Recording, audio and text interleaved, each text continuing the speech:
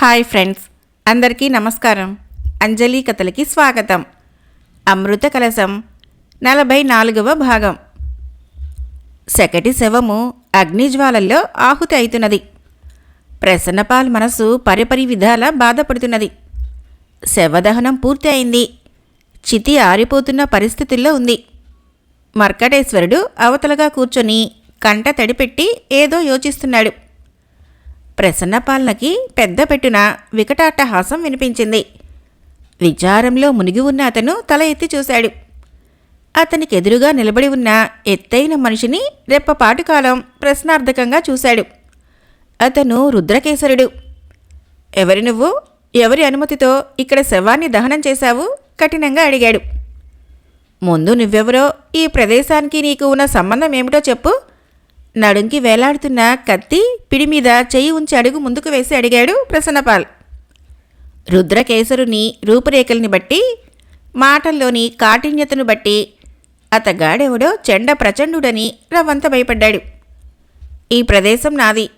నా అనుమతి లేకుండా ఈ ప్రాంతాన ఎవ్వరూ తిరగరాదు. తన స్వంత ప్రదేశంగా ఉపయోగించుకోరాదు. ఈ రెండిటికన్నా అధికమైన నేరం శవదహనం అయ్యే వరకు ఉండటం. నీవు ఆచరించినవన్నీ ఇక్కడ సిద్ధాంతాలకు విరుద్ధం అన్నాడు. ముందు నువ్వెవరో చెప్పు, కించిత్తు అనుమానంతో అడిగాడు ప్రసన్నపాలు. నన్ను రుద్రకేసరుడు అంటారు. ప్రచండ రుద్రభూములకు అధిపతిని. ఆ సంబంధమున ఈశ్వర వరప్రసాదిని అన్నాడు గర్వంతో. ప్రసన్నపాలు భయపడలేదు. పెద్ద పెట్టున నవ్వాడు. నువ్వు రుద్రభూములకు అధిపతివే అవ్వవచ్చును. ఇది రుద్రభూమి కాదని మాత్రం గ్రహించు అని అన్నాడు. అవ్వకపోయినా రుద్రభూమి కాని ప్రదేశాన్ని రుద్రభూమిగా మార్చే హక్కును నీకెవరిచ్చారు? తీవ్రంగా అడిగాడు. కూడదని చెప్పగల హక్కు నీకెక్కడిది? అదే స్థాయిలో అడిగాడు ప్రసన్నపాల్. కొంచెం అవతలకు నడిచి ప్రసన్నపాలు రుద్రకేశులను మార్చి చూస్తున్నాడు మర్కటేశ్వరుడు. పిట్ట కొంచెం కూతఘనం వ్యంగ్యంగా నవ్వాడు. అతి ప్రసంగంతో మనిషిని రెచ్చగొడితే చేతల్లో చాతుర్యం కూడా చూస్తావు వ్యంగ్య ధోరణిలో అన్నాడు ప్రసన్నపాల్. బ్రతుకు మీద ఆశలేని వాళ్ళు ఇలాగే రెచ్చిపోతూ ఉంటారు రుద్రకేసరుడు అన్నాడు. బ్రతకాలని ఆశ ఉన్న నీలాంటి వాళ్ళు ఫలితంగా చచ్చిపోతారు సమాధానమిచ్చాడు ప్రసన్నపాల్. అదేదో నేనే చూస్తాను. చంపుతానో చచ్చిపోతావో చవి చూద్దువు గాని అని పెద్ద పెట్టున నవ్వి కుడి చేతిని చాచాడు. అతని చేతిలో వంపులు తిరిగిన పళ్ళ ఖడ్గం వచ్చి నిలబడింది. ప్రసన్నపాలు భయపడలేదు. వరలో నుంచి తన ఖడ్గం దూశాడు. ప్రపంచము ప్రతిధ్వనించేటట్లు ఇద్దరూ పెద్ద పెట్టున వికటాట్టహాసం చేశారు. రెండు కత్తులు ఢీకున్నాయి. మర్కటేశ్వరుడు తను చేయవలసిన పనిని గురించి 2 క్షణాలు ఆలోచించాడు. తను వెళ్ళి రుద్రకేసరుడి మీదకి ఉరకటం అవివేకము అనిపించింది. కీడెంచి మేలించినా ఒకరు మారుగా ఉండటం మేలనిపించింది. ప్రసన్నపాలు రుద్రకేసరులను తప్పించుకొని తను అవతలకు పరిగెత్తాడు. మలయాళ మంత్రవాదిని ఉంచిన చోటున నిలిచాడు. ప్రసన్నపాలు రుద్రపారులు పోరాడుతున్న స్థలము అక్కడికి అట్టే దూరంలో లేదు. అక్కడ జరిగే పోరాటము స్పష్టంగా కనిపిస్తూనే ఉంది. ఉత్సాహంతో చిటుకు వేసి అక్కడున్న చెట్టుపైకి చూశాడు. ఆలోచించకుండా చెరచెరా చెట్టుపైకి పరిగెత్తాడు. కొమ్మల చాటున కనిపించకుండా నక్కి రక్షా కంకణమును సూటిగా చూస్తూ మనసులో ఏదో అనుకున్నాడు. మలయాళ మంత్రవాది ఉత్సాహంగా ఎగిరి గంతేశాడు. ఒక్కసారి ఒళ్ళు విదిల్చుకొని శరీరాన్ని పెంచుకున్నాడు. కుడి చేతిని చాచాడు. అతని చేతిలో ఖడ్గం కనిపించింది. దాన్ని ముద్దు పెట్టుకొని విసురుగా అటు పరిగెత్తి ప్రసన్నపాల్కు సహాయంగా రుద్రకేసరుడి మీద కత్తిని దూశాడు. ఇద్దరు వీరులు తన ఒంటరితనాన్ని ఆసరాగా తీసుకొని తీవ్రదశలో పోరాడుతున్న సమయంలో తన మంత్రదండాన్ని బయటికి తీశాడు. అది గ్రహించిన ప్రసన్నపాల్కు అతను ఒక మాంత్రికుడు అని పూర్తిగా అనుకున్నాడు. తన వద్దనున్న ఫకీరు తాలూకు మంత్రదండాన్ని తీసి పట్టుకున్నాడు నవ్వుతూ. రుద్రకేసరుడు మంత్రదండంతో పెద్ద ఆకారాన్ని సృష్టించి ప్రసన్నపాల్ మీదకి పంపాడు. ప్రసన్నపాలు మరొక వికృతాకారాన్ని సృష్టించి రుద్రకేసరుని చేత సృష్టించి పంపబడిన ఆకారం మీదకి పంపాడు. దాంతో రుద్రకేసరుడు విస్తుబోయి చూస్తున్నాడు. ప్రసన్నపాలు గర్వంతో అటే చూస్తున్నాడు. 2 ఆకారాలు ఉధృతంగా పోరాడుతున్నాయి. అంతలో మలయాళ మంత్రవాది ఎగిరి ఒక తన్ను తన్నాడు రుద్రకేసరుణ్ణి. రుద్రకేసరుడు తూలి కింద పడబోయి ఆగాడు. వెంటనే వాహనమైన ఖడ్గమృగాన్ని పిలిచి మలయాళ మంత్రవాది మీదకి వదిలాడు. ఖడ్గమృగము పెద్ద పెట్టున అరుస్తూ మలయాళ మంత్రవాది మీదకి ఉరికింది. అతను తగ్గలేదు. మృగం కన్నా ఎక్కువ బలాన్ని కూడా తీసుకొని ఖడ్గమృగంతో పోరాడుతున్నాడు. ప్రసన్నపాలు రుద్రకేసరులు అటు చూస్తూ ఉండుండొకసారి ఒకరినొకరు చూసుకుంటున్నారు. మంత్రదండాలతో సృష్టించిన శక్తుల్లో అపజయము రుద్రకేసరుని శక్తులకే వాటిల్లి అంతర్ధానమయ్యాయి. మలయాళ మంత్రవాది ధాటికి తట్టుకోలేక ఖడ్గమృగం కూడా తగ్గింది. రుద్రకేసరుడికి అదురు పుట్టింది. నువ్వు మాంత్రికుడివా? సూటిగా అడిగాడు రుద్రకేసరుడు. మాంత్రికుడి పాలిట మాంత్రికుణ్ణి, గుణవంతుని పాలిట గుణవంతుణ్ణి, వీరుని పాలిట మహావీరుడును, చెడుకు చెడును మంచికి మంచిని. ఇది చేసి చూపటం నాకు ఉగ్గుపాలతో పోసిన విద్య, అర్థమైందా? గర్వం కనబరిచి చెప్పాడు ప్రసన్నపాల్. రుద్రకేసరుడికి ఓటమిని అంగీకరించటానికి మనస్కరించలేదు. పోరాటము తప్పనిసరైంది. తిరిగి మరో మంచి పదునైన ఖడ్గాన్ని సృష్టించుకొని పోరాడుతున్న సమయంలో మలయాళ మంత్రవాది అవతలగా 10 అడుగులు వేసి నిలబడి చోద్యంగా చూస్తున్నాడు. వీలు చిక్కినప్పుడల్లా కత్తిని రుద్రకేసరునితో దింపుతున్నాడు ప్రసన్నపాల్. రుద్రకేసరుడు అదేవిధంగా ప్రసన్నపాల్ అవయవాల్ని అందినట్లు నరుకుతున్నాడు. ఇద్దరిలో ఎవరికీ మరణం సంభవించడం లేదు. తెగిన అవయవాలు వెంటనే శరీరానికి అతుక్కొని యథావిధిగా పనిచేస్తున్నాయి ప్రసన్నపాల్కి. కత్తిగాటు తగలటము, అప్పటికప్పుడు రక్తం చిమ్మి ఆ వెంటనే శరీరంతో శరీరంగా మారిపోవటం జరుగుతుంది రుద్రకేసరుడికి. ఇలా ఎంతకాలం పోరాడినా జయాపజయాలు నిర్ణయమవ్వవని ఇద్దరికీ అనిపించింది. రుద్రకేసరుడు తన ప్రాణాల్ని ఎక్కడో భద్రపరుచుకున్నాడనిపించింది ప్రసన్నపాల్కి. అదేవిధంగా అనుమానించాడు ప్రసన్నపాల్ని రుద్రకేసరుడు. ఏమైనా ప్రసన్నపాల్ని ప్రస్తుత పరిస్థితుల్లో జయించడము సులభం కాదనిపించింది. మరొకసారి అతన్ని తెలివిగా బంధించి భరతం పట్టాలనుకున్నాడు. ముందు అతని వద్దనున్న మంత్రదండాన్ని స్వాధీనపరచుకోవాలనుకున్నాడు. పోరాడుతూనే 4 అడుగులు వెనక్కి వేసి తన వాహనమైన ఖడ్గమృగం మీదకి ఎగిరి కూర్చున్నాడు. ఖడ్గమృగము రుద్రకేసరునితో సహా అంతర్ధానమైంది. ప్రసన్నపాలు తన కత్తిని ముద్దు పెట్టుకొని పెద్ద పెట్టున నవ్వాడు. ఇదంతా కొమ్మల చాటు నుంచి చూస్తున్న మర్కటేశ్వరుడు రక్షా కంకణం సహాయంతో మలయాళ మంత్రవాదిని నిర్ణీత స్థలానికి పిలిచాడు. మలయాళ మంత్రవాది తిరిగి అక్కడికి రాగానే మర్కటేశ్వరుడు చెట్టు మీద నుంచి క్రిందకు దూకాడు. నువ్వేం భయపడకు, నీ రక్షా కంకణం నా వద్దనే ఉంది. ఇటువంటి స్వల్పమైన పనులకే నిన్ను వినియోగిస్తూ ఉంటాను. అవసరాలు పూర్తయినాక నీ రక్షా కంకణం నీకు ఇచ్చేసి మీ దేశానికి పంపించేస్తాను. ఏం చిట్టి తండ్రి, అంతవరకు ఇక్కడే ఉండు. వేళకి ఆహారాన్ని పంపుతుంటాము. మేము ఎక్కడున్నా నీకు ఆహారాన్ని పంపిస్తాం. తిని హాయిగా ఈ ప్రాంతాలకి మహారాజువై కదలకుండా నిలబడి పరిపాలన సాగిస్తూ ఉండు. వస్తా అని మలయాళ మంత్రవాది సమాధానం కొరకు ఎదురు చూడకుండా ప్రసన్నపాల్ వద్దకు పరిగెత్తాడు మర్కటేశ్వరుడు. ఆహారం పట్టుకు వచ్చిన అనుచరుల నుంచి తప్పించుకొని వంగ సామ్రాజ్య యువరాజు గిరిధరు వజ్ర సహాయంతో అంతర్ధానమైనాడు.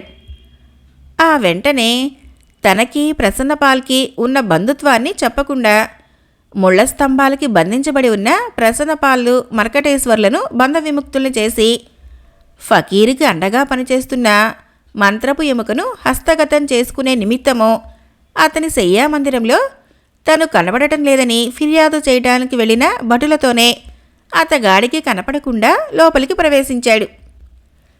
విశ్రాంతి తీసుకుంటున్న ఫకీరు అనుచరుడు తన గురించిన వార్త చెప్పగానే ఫకీరు ఆవేశపరుడై అక్కడ ఉన్న మంత్రపు ఎముకను గురించి పట్టించుకోకుండా అనుచరునితో వేగంగా నడిచి వెళ్ళాడు.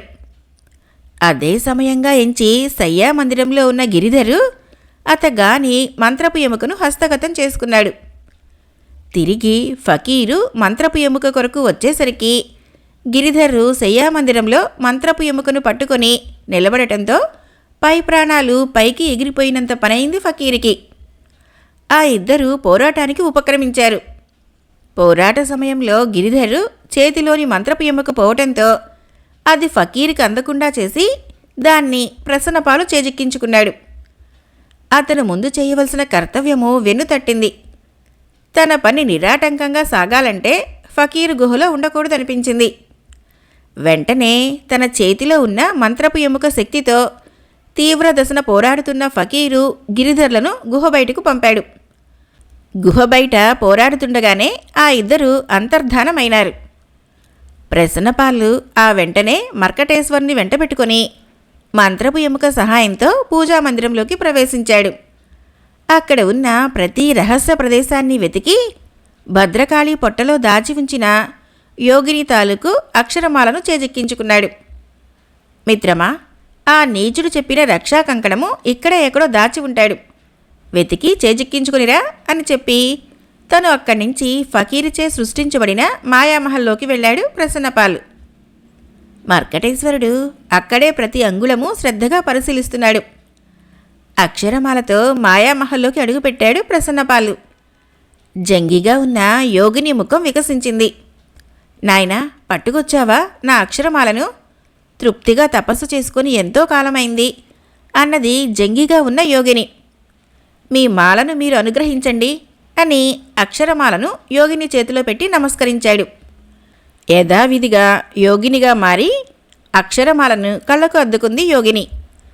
తనకు సహాయపడిన ప్రసన్నపాల్ని దగ్గరికి తీసుకొని ఆప్యాయంగా కౌగలించుకుంది.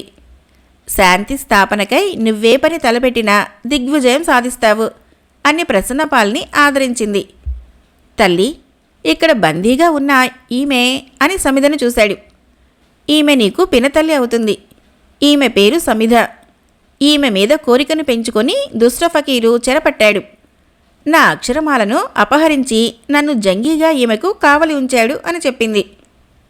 ప్రసన్నపాలు చిత్రంగా చూస్తున్నాడు.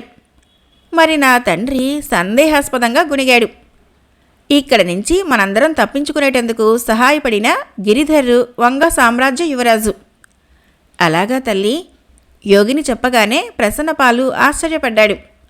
అంతేకాక అక్కడున్న సమిధకు నమస్కరించాడు. సమిధకు విషయం బోధపడలేదు. అయినప్పటికీ నమస్కరించిన ప్రసన్నపాల్ని లేవనెత్తి ఆప్యాయంగా తల నిమిరింది. సమిధిలో బయలుదేరిన సందేహానికి సమాధానంగా శకటికి గిరిధర్కి మధ్య జరిగిన కథని విపులీకరించింది యోగిని. ఇప్పుడు అని సమిధ ఇంకేదో అడగపోయింది. నీ సందేహం నేను తెలుసుకోగలిగాను. నీ గిరిధరు ప్రస్తుతము రుద్రకేశరుని చెరలో బంధించబడి ఉన్నాడు అన్నది యోగిని. సమిధ నిట్టూర్పు విడిచింది. నీకు వచ్చిన భయం ఏమీ లేదు. అనతి కాలంలోనే నీ గిరిధర్రు నిన్ను చేరగలడు. అంతవరకు నువ్వు నా ఆశ్రమాన ఉందువుగాని రా తల్లి అని సమిధ తలను సవరించింది యోగిని. సమిధ అంగీకరించగా యోగిని ఆమెను వెంట తీసుకుని బయలుదేరి వెళుతున్నది. ప్రసన్నపాలు వాళ్ల వెనకే గుహ వెలుపలకు సాగనంపే ప్రయత్నం మీద నడుస్తున్నాడు.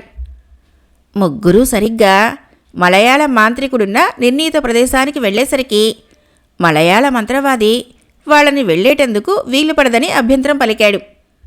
తన రక్షా కంకణము ఫకీరు పూజామందిరంలోనే ఉన్నదని అతనికి తెలుసును.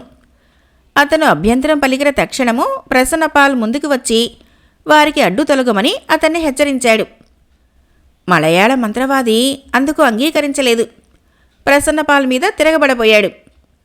ప్రసన్నపాలు తన వద్దనున్న ఫకీరు మంత్రపు ఎముకను పైకెత్తి చూపించాడు. అనవసరంగా అడ్డు నిలిచావా, ఇక్కడనే పాషాణంగా మారుస్తాను అని అన్నాడు. మలయాళ మంత్రవాది పెద్ద పెట్టున నవ్వాడు. ఈ మంత్రదండము నా పట్ల పనిచేయదని నీకు తెలియదేమో అన్నాడు చిన్నగా నవ్వి. మంత్రదండంతో పాటు రక్షా కంకణం చిక్కించుకుంటేనే నేను లొంగుతాను. మంత్రదండము పనిచేస్తుంది అని చెప్పాడు. అదే సమయంలో మర్కటేశ్వరుడు పూజామందిరంలో రహస్యంగా దాచబడి ఉంచిన రక్షా కంకణము హస్తగతం చేసుకున్నాడు. అది ఎప్పుడైతే ఒకరి చేతిని అలంకరిస్తుందో ఆ క్షణము మలయాళ మంత్రవాది ఒంట్లో శక్తులు క్షణం పనిచేయవు. ఉన్నట్లుండి అతని ఒంట్లోని శక్తులు పనిచేయని మరుక్షణము రక్షా కంకణాన్ని ఎవరో స్వాధీనపరుచుకున్నట్లు తెలుసుకున్నాడు. ఇక మంత్రదండం పనిచేస్తుంది. తను అక్కడే ఉండి ప్రసన్నపాల్ని ఎదిరిస్తే తను ఇరుకున పడగలడు. తప్పించుకొని పారిపోవటం శరణ్యమనిపించింది. కాలికి బుద్ధి చెప్పాడు మంత్రవాది. యోగిని చిన్నగా నవ్వింది. ప్రసన్నపాల్ని చూసింది. అంతవరకు అడ్డుగా నిలిచిన మలయాళ మంత్రవాది పరిగెత్తిన కారణం బోధపడలేదు. యోగినిని చూశాడు. చిరంజీవి కాలానికి కట్టుబడి ఆ నీచుడు ఇక్కడ కావలి కాశాడు. రక్షా కంకణము చేజిక్కించుకుంటే ఫకీర్ని మించిన దుష్టుడు అతను, వాణ్ణి పోనీకు అని చెప్పింది. మరి రక్షా కంకణము? ప్రసన్నపాల్ ప్రశ్నించాడు. అది మీ వశమైంది, ముందుకు వెళ్ళు, ఆ తుంటరిని కదలకుండా బంధించు, యోగిని సమాధానం ఇచ్చింది. రక్షా కంకణము తమ ఆధీనమైందని యోగిని చెప్పిన దానికి ప్రసన్నపాలు తెల్లబోయి చూశాడు. ఆ సందర్భంలో మర్కటేశ్వరుడు పూజామందిరంలో గాలిస్తున్నాడని, రక్షా కంకణము స్వాధీనపరుచుకుని ఉంటాడని తలచలేదు. అయినా యోగిని సందేశానుసారము వెంటాడటం, అతన్ని బంధించడము తన బాధ్యతగా ముందుకు పరిగెత్తే మలయాళ మంత్రవాదిని వెంటాడుతూ వెళ్లాడు ప్రసన్నపాల్. యోగిని చిరునవ్వుతో సమిధను తీసుకువెళ్ళింది. ఆ వెనకే రక్షా కంకణం చేజిక్కించుకొని వచ్చిన మర్కటేశ్వరుడు ముందు పరిగెత్తే వాళ్లను చూస్తూ వాళ్లను పులికేకలు వేస్తూ వెంటాడాడు. ఆ సందర్భంలో శకటి తటస్థపడటమో, ఆమె మరణించటమో, రుద్రకేశరునితో ప్రసన్నపాల్ పోరాడటమో, మలయాళ మంత్రవాదిని నిర్ణీత స్థలంలో బంధించటమో చిటికల మీద జరిగిపోయింది. ప్రసన్నపాల్కి రుద్రకేశరుడి గురించి తను విన్న సంగతి గుర్తుకు వచ్చింది. అతన్ని గురించి ఆలోచిస్తున్నాడు ప్రసన్నపాల్. మర్కటేశ్వరుడు ప్రసన్నపాలు తదుపరి చేయవలసిన పనిని గురించి ఆలోచించుకుంటూ వెనక్కి తిరిగి నడిచారు. ధనుంజయుడు గుర్రం మీద వెళుతున్న సందర్భంలో అతని దృష్టి నిర్మానుష్యంగా ఉన్న ప్రదేశంలో ఉన్న కుటీరం మీద పడింది. కళ్ళని లాగిపట్టి గుర్రాన్ని ఆపాడు. గుర్రం మీద ఉండే చుట్టూ పరికించి చూస్తున్నాడు. కుటీరం చుట్టూ పూలవనము అత్యంత ఆకర్షణీయంగా కనిపించింది. అదే సమయంలో ప్రత్యేక ఆకర్షణ ఉన్న మహర్షి కుటుంబంలోకి ప్రవేశించాడు. అక్కడికి వెళ్ళి మహర్షిని సందర్శించి వెళ్లాలనిపించింది. గుర్రాన్ని అటు మళ్లించాడు. అతని గుర్రము కుటీరం ముందు నిలబడింది. ధనుంజయుడు గుర్రం మీద నుంచి దిగి ఆశ్రమం వైపు నడుస్తూ ఆగి ఆశ్చర్యంతో చూశాడు. అప్పుడే లోపల నుంచి వెలుపలకు వస్తున్న స్వర్ణ కూడా ఆగి రెప్పపాటి కాలంలో ఆశ్చర్యంతో చూసింది. అప్పటికప్పుడే చాలా కాలంగా ఒకరినొకరు చూడని ఆ ఇద్దరిలో ప్రేమాభిమానాలు పొంగుకుంటూ వచ్చాయి.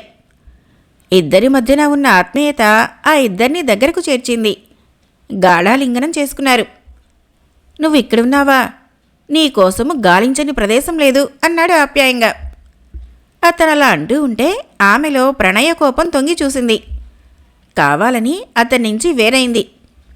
చాలే ఊరుకోండి, మగవారు ఎంతకైనా తగుదురు అన్నది. ఏదైనా చెప్పేటప్పుడు మనిషికి అర్థమయ్యేటట్లు చెప్పాలి. వచ్చినట్లే వచ్చి నన్ను అసలు చూడనట్లే అభినయించి నా మాటలు పెడచెవిన పెట్టారు. మహర్షిని పిలుచుకొచ్చే నిమిత్తము లోపలికి వెళ్ళి తిరిగొచ్చేసరికి పరిసరాల్లో కనిపించకుండా వెళ్ళిపోయారు అని చెప్పింది నిష్ఠూరంగా స్వర్ణ. ఆమె చెప్పింది బోధపడలేదు. నొసలు చిట్లించి నువ్వంటుందేమిటో అర్థం కావటం లేదు అన్నాడు. తనేమిటి, రావటమేమిటి, ఎవరో తెలియనట్లు నటించి వెళ్ళటమేమిటి అనుకున్నాడు.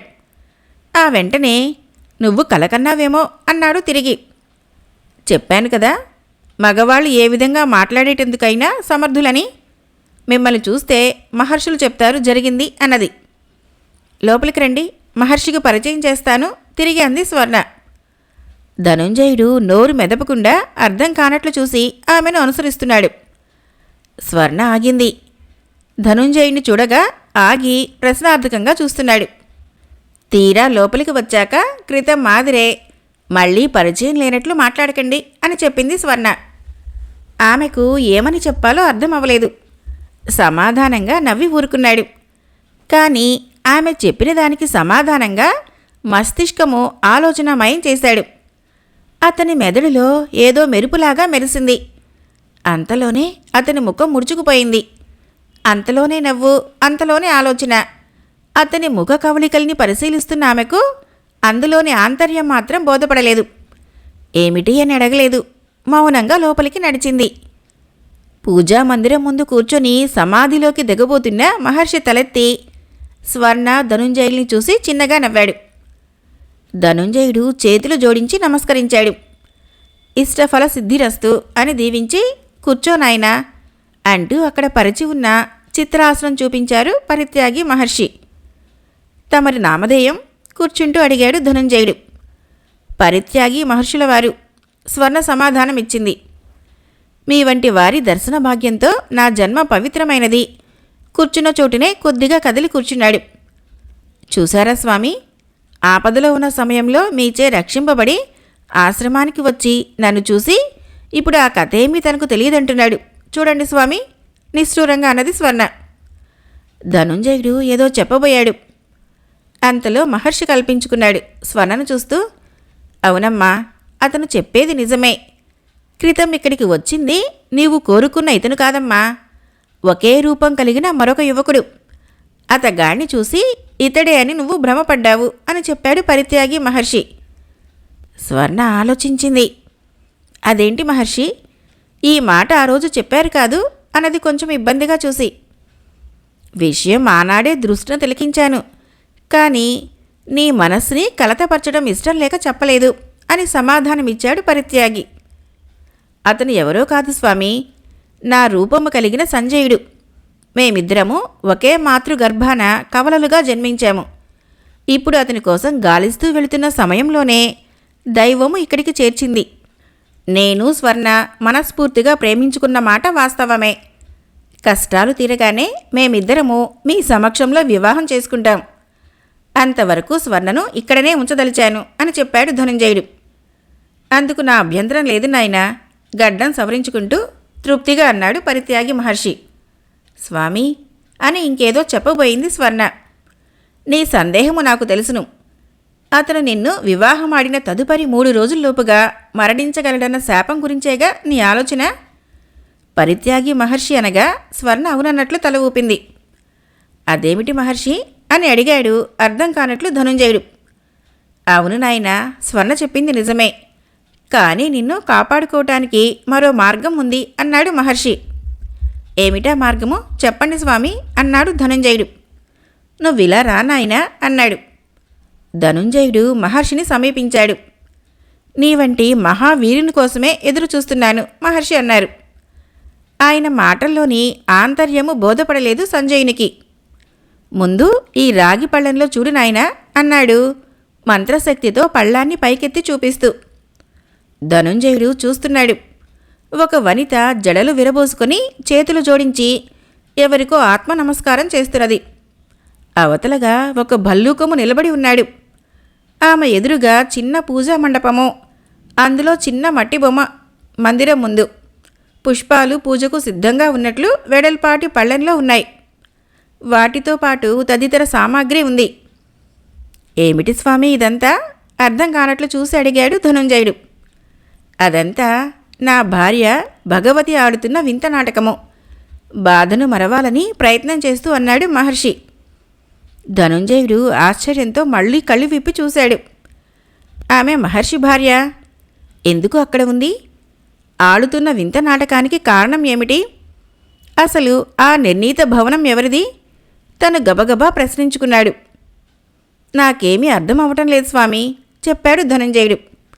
బోధపడేటట్లు చెప్తాను నాయనా అని రెప్పపాటు కాలం ఆలోచించి తేలిగ్గా ఊపిరి పీల్చుకున్నాడు మహర్షి.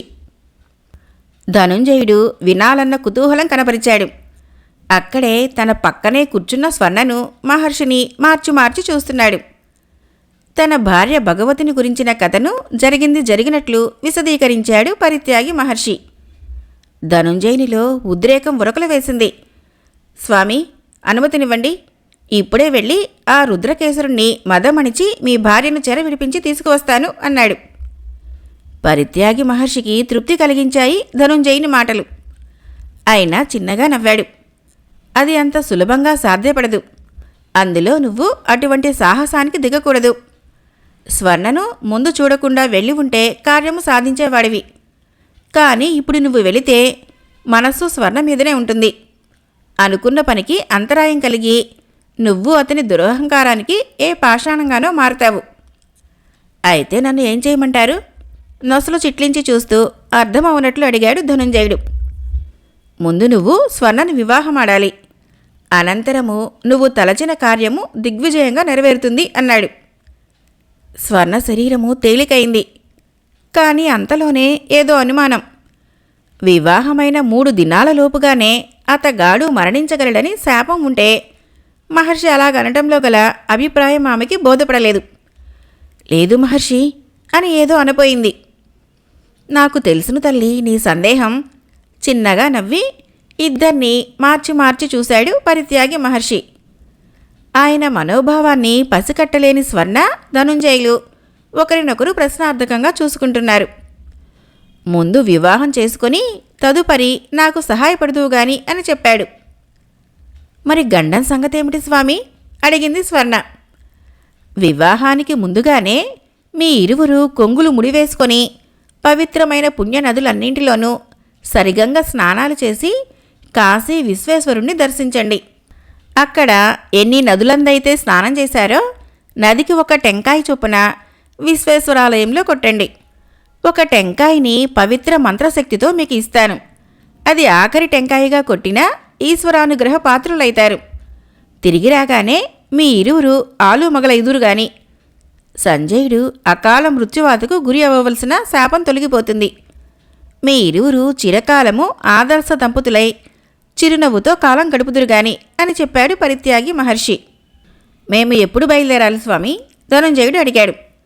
ఆ నిర్ణయము త్వరలోనే జరగగలదు మహర్షి చెయ్యెత్తి దీవించాడు. ధనుంజయుడు స్వర్ణలు ఒకరినొకరు చూసుకున్నారు. పవిత్ర నదులలో స్నానం చేయవలసిన సమయములందు మీరిరువురు పఠించవలసిన మంత్రము ఒకటి ఉంది. దాన్ని రేపటి ఏకాదశికి ముందు మీ ఇరువురికి ఉపదేశం చేయగలను అన్నాడు ఏదో ఆలోచిస్తూ. స్వర్ణ, ధనుంజయులు తృప్తిగా నమస్కరించారు. కాలచక్రము తిరిగే వేగంతో ముక్కోటి ఏకాదశి మరి 4 రోజులలో పడింది. అప్పటి వరకు స్వర్ణ, ధనుంజయులు పరిత్యాగి మహర్షి ఆశ్రమం నందే ఉన్నారు. ఆ ఇరువురికి చెప్పవలసిందంతా వివరించి చెబుతూ వచ్చాడు మహర్షి. ఆశ్రమం వాకిట పుష్పక విమానం వచ్చి నిలబడింది. అందమైన ఆ పుష్పక విమానం చూసేసరికి స్వర్ణ, ధనుంజయులకి ఆశ్చర్యం కలిగింది. విమానంలో మనుషులెవరూ లేరు.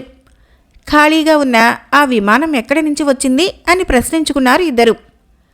స్వర్ణ విసురుగా లోపలికి పరిగెత్తుకుని వెళ్ళి పరిత్యాగి మహర్షిని తీసుకువచ్చి పుష్పక విమానాన్ని చూపించింది. పరిత్యాగి మహర్షి చిరునవ్వులు చిందించి స్వర్ణ, ధనుంజయుల్ని చూసి తల ఊపాడు. తమకు అర్థమవునట్లు చూశారు స్వర్ణ, ధనుంజయులు. ఎక్కడి నుంచి వచ్చింది స్వామి ఈ పుష్పక విమానము ధనుంజయుడు అడిగాడు. ఈశ్వరుడు అనుగ్రహించి మన ఉపయోగార్థం పంపాడు అని చెప్పాడు. ఇంతవరకు నేను ఆయన అనుగ్రహం కోసమే ఎదురు చూస్తున్నాను తిరిగి అని స్వర్ణ, ధనుంజయులు చూశాడు పరిత్యాగి మహర్షి. ఇది ఎలా సాధ్యపడింది స్వామి ఆశ్చర్యంతో అడిగింది స్వర్ణ. మేము పుణ్యనదులకు ఈ పుష్పక విమానం మీదనే వెళతారు. సరిగ్గా ముక్కోటి ఏకాదశి నాటి ఉదయము గంగా స్నానం చేసి అన్నపూర్ణ, కాశీ విశ్వేశ్వరుని దర్శించి వారి అనుగ్రహం పొంది తిరిగి వస్తారు అన్నాడు పరిత్యాగి మహర్షి. ధన్యులం స్వామి తల వంచి నమస్కరించాడు ధనుంజయుడు. అతనితో పాటు తృప్తిగా నమస్కరించింది స్వర్ణ. ఆ శుభ సమయాన తను చెప్పినట్లు ఆ ప్రేమికులకు అవసరమైన సామాగ్రిని అమర్చాడు. ఆ ఇద్దరినీ అందులో కూర్చోండబెట్టి శుభంగా తిరిగి రమ్మని ఆశీర్వదించాడు పరిత్యాగి మహర్షి. పుష్పక విమానం కదిలింది. అమృత కలశం 44వ భాగం సమాప్తం. ఫ్రెండ్స్, నా కథలు నచ్చినట్లయితే మన ఛానల్ని తప్పకుండా సబ్స్క్రైబ్ చేయండి, లైక్ చేయండి, షేర్ చేయండి, కామెంట్ చేయండి. Thank you.